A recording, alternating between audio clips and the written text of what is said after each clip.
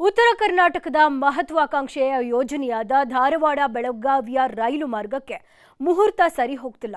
ಈ ಯೋಜನೆಗೆ ಒಂದಿಲ್ಲ ಒಂದು ವಿಘ್ನ ಎದುರಾಗ್ತಾನೆ ಇದೆ. ಇದೀಗ ಧಾರವಾಡದ ಮೂಮಿಗಟ್ಟಿ ಗ್ರಾಮಸ್ಥರ ಆ ಒಂದು ಬೇಡಿಕೆಯಿಂದಾಗಿ ಯೋಜನೆಗೆ ಗ್ರಹಣ ಹಿಡಿದಿದೆ. ಇದರ ಕಂಪ್ಲೀಟ್ ಸ್ಟೋರಿ ಇಲ್ಲಿದೆ.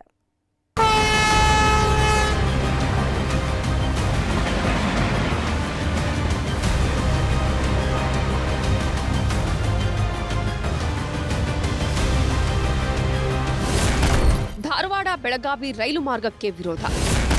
ಗ್ರಾಮಸ್ಥರ ಬೇಡಿಕೆಗೆ ರೈಲ್ವೆ ಇಲಾಖೆ ಡೋಂಟ್ ಕೇರ್.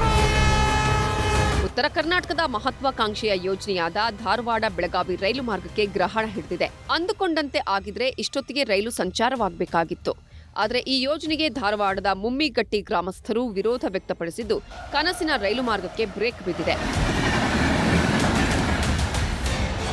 ಧಾರವಾಡ ಬೆಳಗಾವಿ ನೂತನ ರೈಲು ಮಾರ್ಗ ಮಾಡೋದು ಈ ಹಿಂದೆ ರೈಲ್ವೆ ಇಲಾಖೆಯ ರಾಜ್ಯ ಸಚಿವರಾಗಿದ್ದ ದಿವಂಗತ ಸುರೇಶ್ ಅಂಗಡಿಯವರ ಕನಸಾಗಿತ್ತು. ಆದರೆ ಕೋವಿಡ್ನಿಂದಾಗಿ ಅವರು ನಿಧನರಾದ ಹಿನ್ನೆಲೆ ಈ ಯೋಜನೆಗೆ ಫುಲ್ ಸ್ಟಾಪ್ ಬಿದ್ದಿತ್ತು. ಆದರೆ ಇದೀಗ ಸಚಿವ ಸೋಮಣ್ಣ ಈ ಯೋಜನೆಯನ್ನ ಮತ್ತೆ ಮುನ್ನೆಲೆಗೆ ತಂದಿದ್ದಾರೆ. ಆದಷ್ಟು ಬೇಗ ಭೂಸ್ವಾಧೀನ ಮಾಡಿಕೊಡುವಂತೆ ಸರ್ಕಾರಕ್ಕೆ ಮನವಿ ಮಾಡಿದ್ದಾರೆ.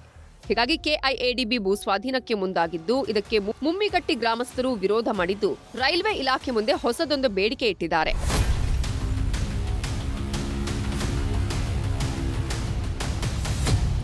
ರೈಲ್ವೆ ಇಲಾಖೆ ಪ್ರಸ್ತಾಪಿಸಲಾಗಿರೋ ಮಾರ್ಗ ಮುಮ್ಮಿಗಟ್ಟಿ ಗ್ರಾಮದ ಮಧ್ಯಭಾಗದಿಂದ ಹೋಗುತ್ತೆ. ಇದರಿಂದಾಗಿ ಸಾಕಷ್ಟು ತೊಂದರೆಯಾಗುತ್ತೆ.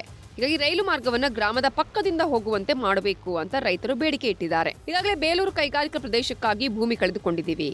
ಹೀಗಾಗಿ ಈ ಯೋಜನೆಯಿಂದ ಮತ್ತೆ ಭೂಮಿ ಕಳೆದುಕೊಳ್ಳೋದಕ್ಕೆ ಆಗಲ್ಲ. ನಮ್ಮ ಬೇಡಿಕೆ ಈಡೇರುವವರೆಗೂ ಈ ಯೋಜನೆಗೆ ನಮ್ಮ ವಿರೋಧವಿದೆ ಅಂತ ಗ್ರಾಮಸ್ಥರು ಪಟ್ಟು ಹಿಡಿದಿದ್ದಾರೆ. ಇನ್ನು ರೈತರ ಹೋರಾಟಕ್ಕೆ ಸಚಿವ ಸಂತೋಷ್ ಲಾಡ್ ಕೂಡ ಕೈ ಜೋಡಿಸಿದ್ದು, ರೈತರ ಬೇಡಿಕೆ ಒಪ್ಪದ ರೈಲ್ವೆ ಇಲಾಖೆ ವಿರುದ್ಧ ಕಿಡಿಕಾರಿದ್ದಾರೆ. 1984ದಿಂದ 2012 ಮಟ್ಟನೂ 5ರಿಂದ 6 ಬಾರಿ ನಾವು ಭೂಮಿಯನ್ನು ಕಳ್ಕೊಂಡೆವು. 90% ನಾವು 95% ಜಮೀನನ್ನು ಕಳ್ಕೊಂಡೆವು. ಇನ್ನೇನು 5% ಐತಿ. ಆ ಜಮೀನಿನಲ್ಲಿ ರೈಲ್ವೆ ಟ್ರ್ಯಾಕ್ ಹೊಂಟೈತಿ. ಈ ಹಿಂದೆ ಒಂದು ಕೈಗಾರಿಕೆ ಸಂಬಂಧ ನೀವು ಒಂದು ರೈಲ್ವೆ ಟ್ರ್ಯಾಕ್ ಚೇಂಜ್ ಮಾಡಿರಿ.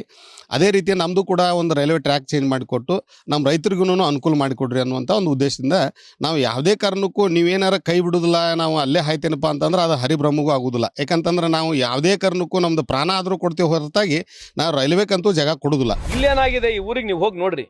ಯಾವುದೋ ನಮ್ಮ ಮಮ್ಮಿಗಟ್ಟಿ ಏನಿದೆ, ಇಡೀ ಇಂಡಸ್ಟ್ರಿಗೆ ಅವರೇ ಲ್ಯಾಂಡ್ ಕೊಟ್ಟಿದ್ದಾರೆ. ಅವ್ರು ಕೇಳಿರ್ತಕ್ಕಂಥ ಒಂದು ಸ್ಮಾಲ್ ಡೈವರ್ಷನ್ ಇದೆ.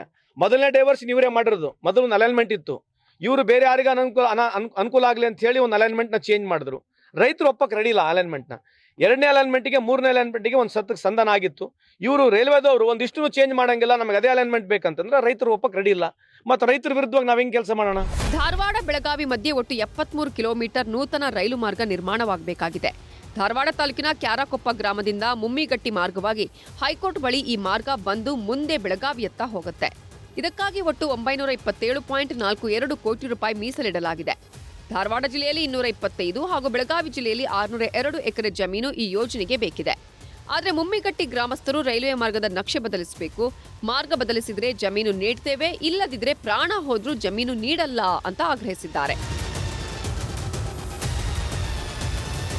ಒಟ್ಟಿನಲ್ಲಿ ರಾಜ್ಯ ಸರ್ಕಾರ ಗ್ರಾಮಸ್ಥರ ಪರ ನಿಂತಿದ್ರೆ ಅತ್ತ ರೈಲ್ವೆ ಇಲಾಖೆ ತನ್ನ ಪಟ್ಟನ್ನ ಸಡಿಲಗೊಳಿಸದೆ ಸುಮ್ಮನೆ ಕೂತಿದೆ. ಇದರಿಂದಾಗಿ ಹಲವು ದಶಕಗಳ ಕನಸು ನನಸಾಗಿ ಉಳಿಯುವಂತಾಗಿರೋದು ವಿಪರ್ಯಾಸ. ಮಂಜುನಾಥ್ ಯಡಳ್ಳಿ, ನ್ಯೂಸ್ 18.